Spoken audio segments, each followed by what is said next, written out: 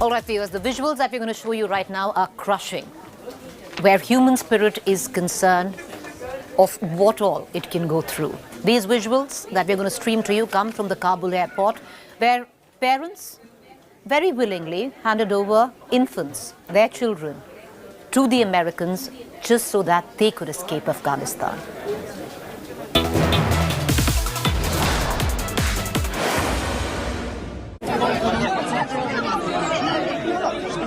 Parents desperate to send their infants out of Afghanistan. Taliban fighters raining fire at the Kabul airport.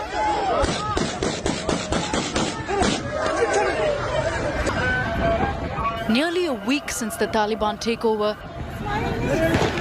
chaos continues at the Kabul airport. Thousands of people wait helplessly at the gates of the airport.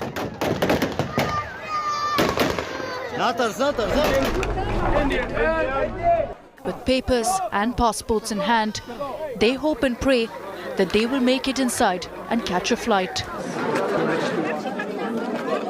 There is no water, no food. We have patients here. We have families, kids. There's lots of chaos going on right now. We are threatened by the local here that if we will get out from this place, then we will not be able to evacuate it. Parents desperate to ensure a future without the Taliban for their children are even willing to separate from their babies. This heartbreaking footage shows how parents passed their wailing baby to strangers, hoping that their infant gets on a flight.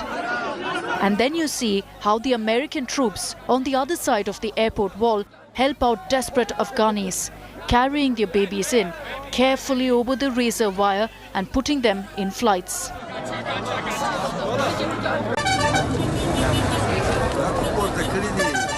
Desperate Indians too are waiting for help. Over 250 of them are stranded close to the Kabul airport.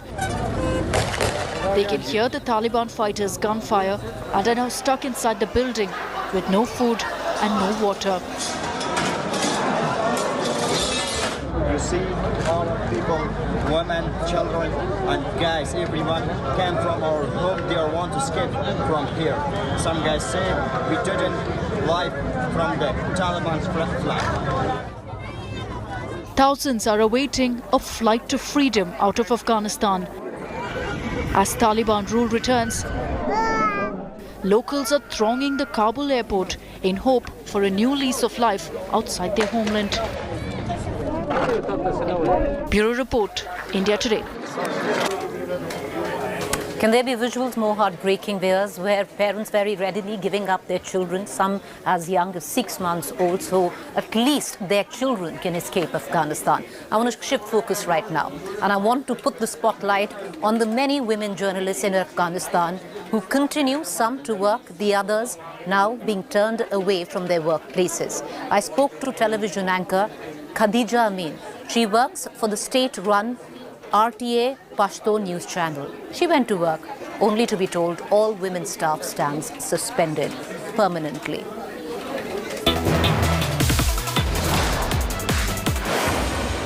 Khadija, बहुत शुक्रिया हमसे बात करने का। पहले तो बहुत हिम्मत है आपकी कि आप हमसे बात कर रही हैं। एक महिला होने के नाते, एक पत्रकार होने के नाते सलाम है आपको जो आप कर रही हैं अभी भी। खदीजा, आपके साथ क्या हुआ है, क्योंकि तालिबान तो कह रहा है कि महिलाएं काम कर सकती हैं, आप हमें अपनी कहानी बताइए। From the day that Taliban came to Kabul on Sunday, our office said for us that now you might go to home because the situation is very bad. After this, the Taliban come to Kabul. Now we are at home. They didn't allow us to work in TV because I was a news presenter. Now I can't work, so I'm at home. The day before yesterday, I had a meeting with the new leader that he is from Taliban. They said for us now you might wait because we didn't decide that can a woman work or not in TV. So a few days you must be at home. And now it's about 6 days that we are not going to office and we are not working, and I'm at home. You know, working in an atmosphere of fear and uncertainty is an understatement, Khadija. What you're doing is commendable. It's courage under acute distress. I want to ask you, Khadija, are you fearful of your family's safety, of your own safety? I feel that now I'm not safe because I had many interviews in many channels of international channel and in national channels and other channels that are in Afghanistan. I had lots of interviews about this.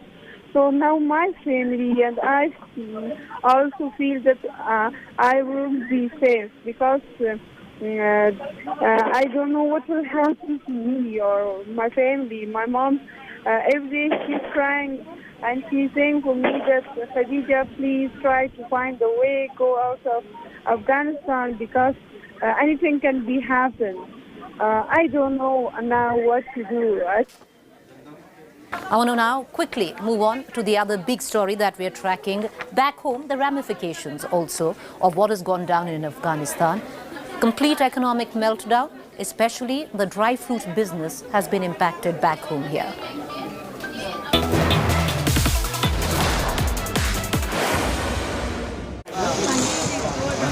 The deteriorating political situation in Afghanistan in the wake of Taliban's takeover has led to a spike in prices of dry fruits sold in India ahead of the festive season. Traders are worried as they don't know when supply will be restored. The Federation of Indian Export Organizations says that supply chain disruption can hurt traders as well as consumers.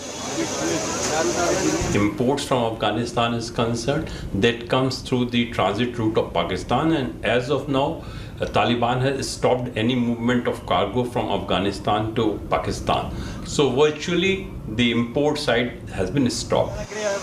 The price of almonds has gone up from 650 rupees per kg to 1050 per kg. Apricot prices have soared from 350 rupees per kg to 700 rupees per kg. Pistachio prices have also gone up from 1800 rupees per kg to 2400 per kg. Prices of walnuts and raisins have also gone up exponentially. Traders at New Delhi's Khari Bauri, the biggest dry fruit market in the capital, say the situation is worrisome and it's leading to skyrocketing prices. ये अंजीर अफ़गानिस्तान से आती है और अभी इसकी फ़िलहाल नई क्रॉप आने वाली थी जो कि अभी हिंदुस्तान में नहीं पहुंच पाई है। कुछ पहुंची थी लेकिन उसके बाद सारा इंपोर्ट एक्सपोर्ट आज की डेट में बंद हो चुका है और जो भी स्टॉक इस पुराने स्टॉक रख के बैठे हुए हैं वो उनको भी नहीं पता किस प्राइस पे क्या चीज़ सेल करनी है। Not just traders, the common man too is bearing the brunt of this supply chain disruption. ये ड्राई फ्रूट लेता हूँ क्योंकि we are basically senior citizen, तो डॉक्टर्स भी रिकमेंड करते हैं उसी तरीके से कि बादाम के 10 दाने खा लो, थोड़ा अखरोट खा लो, थोड़े अंजीर ले लो, तो उस तरीके से महीने के लेने के लिए आते हैं। लेकिन अभी जस्ट मैंने अभी इनसे चीज़ें डलवाई हैं तो चीज़ों के भाव इस तरीके से ऊपर हो गए हैं कि आम आदमी के लिए बड़ा मुश्किल हो जाएगा इस तरीके से। The traders don't know when these dry fruits will come to the country next. They are only hoping for the Indian government and the Taliban to come to a trade agreement very soon. This will impact you and I because we will have to shell out more for some things which we eat daily. For Indians, things like almonds, figs, walnuts, all these things they eat daily. And with prices skyrocketing, the traders are fearful that the prices will increase in months to come too. This is Ishwara Paliwal reporting from New Delhi with camera person Sanjay Kumar. All right, viewers, this today saw a mega development blitzkrieg unveiled virtually by the Prime Minister where Somnath is concerned. Here's more detail.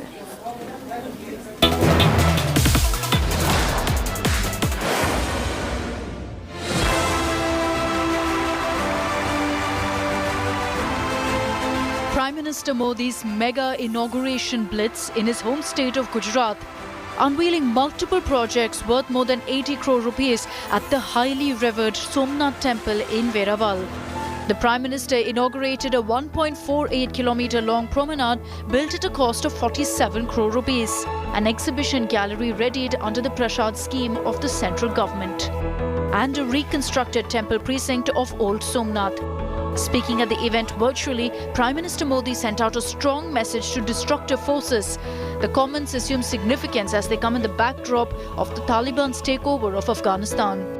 इस भव्य संरचना को देखता है तो उसे केवल एक मंदिर ही नहीं दिखाई देता, उसे एक ऐसा अस्तित्व दिखाई देता है जो सैकड़ों हजारों सालों से प्रेरणा देता रहा है, जिन्होंने The Prime Minister also spoke about the Bharat Jodo Andolan, which he said was a movement to connect with the past to build India of the future. He hailed Sardar Patel for showing the will to revive the ancient glory of India. सरदार साहब सोमनाथ मंदिर को स्वतंत्र भारत की स्वतंत्र भावना से जुड़ा हुआ मानते थे. Besides a slew of inaugurations, Prime Minister Modi also laid the foundation stone for the Parvati temple, which is to be constructed at a cost of 30 crore rupees. The temple comprises of a sanctum sanctorum of 350 square meters and a Nritya Mandap spanning across 1,250 square meters. But Prime Minister's mega Somnath outreach also saw politics being played out, with the TRS taking a swipe at the Prime Minister, asking as to why Telangana doesn't get such a prasad or offering. The CPM meanwhile saw the outreach as headline management by the Prime Minister. Modi साहब तो माहिर है headline management में कि विपक्ष का meeting हो headline में ना जाए, तो वो पहुंच गए सोमनाथ. और ये बातें आज की बात नहीं, 5 से 6 सालों से सुनते आ रहे हैं रिलीजियस टूरिज्म की, लेकिन हुआ क्या, किया क्या ये सरकार ने? The Somnath temple is believed to be the first among the 12 Jyotirlinga shrines of Lord Shiva, and Prime Minister Modi's redevelopment push is expected to give religious tourism in the region a much-needed boost. Bureau Report, India Today. Good news, viewers, coming up on the COVID horizon, especially in India. Now, the Central Drug Authority of India has recommended that a nod be given for emergency approval for the authorization of Zydus Cadila. If given, then this, viewers, would be the first needleless vaccine in India.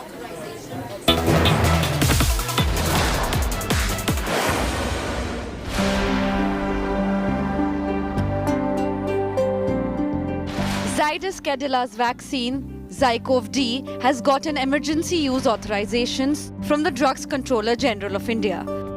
With this approval, Zycov-D will be India's second indigenous vaccine and the 6th vaccine to be authorized for use. Zycov-D is a 3-dose intradermal painless vaccine applied using PharmaJet needle-free system. A DNA plasmid vaccine, it uses a portion of the genetic code, DNA or RNA, in the virus to stimulate an immune response. It is stored at 2 to 8 degrees Celsius but has also shown good stability at temperatures of 25 degrees Celsius for at least 3 months. Zycov-D is the first COVID vaccine tested on the adolescent population in India. Around 1,000 children were enlisted for the trials, and the vaccine was found to be safe and very well tolerated. We have mostly finished all our recruitment. We have by far recruited the largest number of patients in India, which is 28,000 volunteers who have been vaccinated as part of the trial. This is by far one of the largest trials that has been conducted. Zycov-D has shown primary efficacy of 66.6% for symptomatic RT-PCR positive cases in the interim analysis. Results after the 3rd dose suggested 100% efficacy against moderate disease. Zydus Cadila is planning to manufacture 100 to 120 crore doses of the vaccine annually. With schools reopening across states, the vaccine's approval could be a major stress buster for parents worried about sending their kids for classes. In New Delhi with Milan Sharma, Sneha Mordani, Bureau Report, India Today.